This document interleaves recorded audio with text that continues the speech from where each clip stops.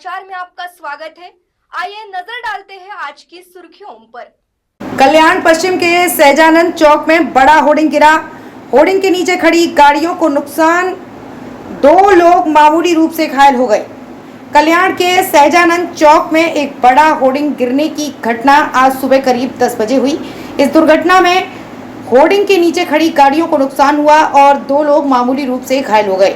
सौभाग्य से इस दुर्घटना में कोई जान का नुकसान नहीं हुआ।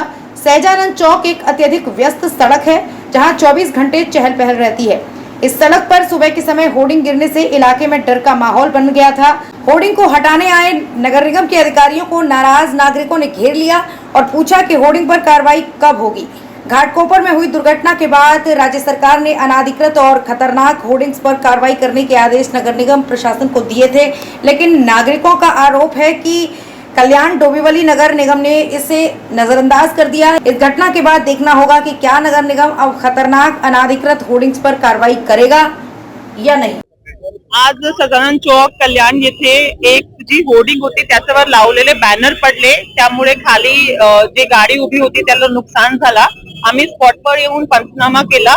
जे कॉन्ट्रॅक्टर आहे त्यांनी योग्य पद्धतीने SOP फॉलो केले नाहीये होर्डिंग वर बॅनर लावताना, त्यामुळे त्यांच्यावर आम्ही योग्य कारवाई करतोय आणि जी नुकसान भरपाई आहे ते पण कॉन्ट्रॅक्टर मार्फत त्यांना दिली गेली पाहिजे याचं आम्ही निश्चित करतो त्यांच्यावर जबाबदारी आणि त्यांच्यावर FIR सुद्धा करतो, कारण त्यांनी पब्लिक नेग्लिजन्स यामध्ये केलेला प्रथम निदर्शनास येतोय। यासोबतच या परिसरामध्ये जे वेगवेगळ्या कंप्लेंट्स आहेत त्यांना पण एक आठवडाभरामध्ये जे होर्डिंगच्या बाबतीतली कंप्लेंट आहे ते निकाली काढण्याचे आदेशित करतो। ऍक्च्युली स्टेशन परिसरामध्ये काही रेल्वेची हद्दीमध्ये आणि काही आपल्या हद्दीमध्ये होर्डिंग लावले होते। आपल्याकडे जे होर्डिंग्स आहेत त्यामध्ये कारवाई सुद्धा झाली होती आणि जे रेल्वेच्या हद्दीमध्ये होर्डिंग्स आहेत त्यासाठी आम्ही रेल्वेचे कर्मचारी जे आहेत त्यांना आदेशित केलेले आहे ते काढण्यासाठी। आणि परत एकदा आज आम्ही स्ट्रिक्ट सूचना सगळ्यांना देतो जेणेकरून कुठल्याही प्रकारची अशी घटना घडणार नाही। ते काळाचं जो नुकसान झालाय ते आम्ही जो कॉन्ट्रॅक्टर आहे त्याच्या मार्फत ताबडतोब जे पर्सन आहे त्यांना देण्यासाठी त्यांना निर्देशित करणार आहोत। जे जखमी झालेले आहे त्यांचे पण आम्ही आपल्या जो हॉस्पिटल आहे तिकडे ट्रीटमेंट करून घेणार आहोत। आजच आम्ही नोटीस बजावून म्हणजे हे कारवाई का आतापर्यंत केली गेली नाही याच्या अनुषंगाने आम्ही त्यांना नोटीस बजावतो।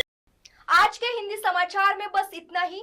फिर मिलेंगे देश भर में घटित अहम खबरों के साथ।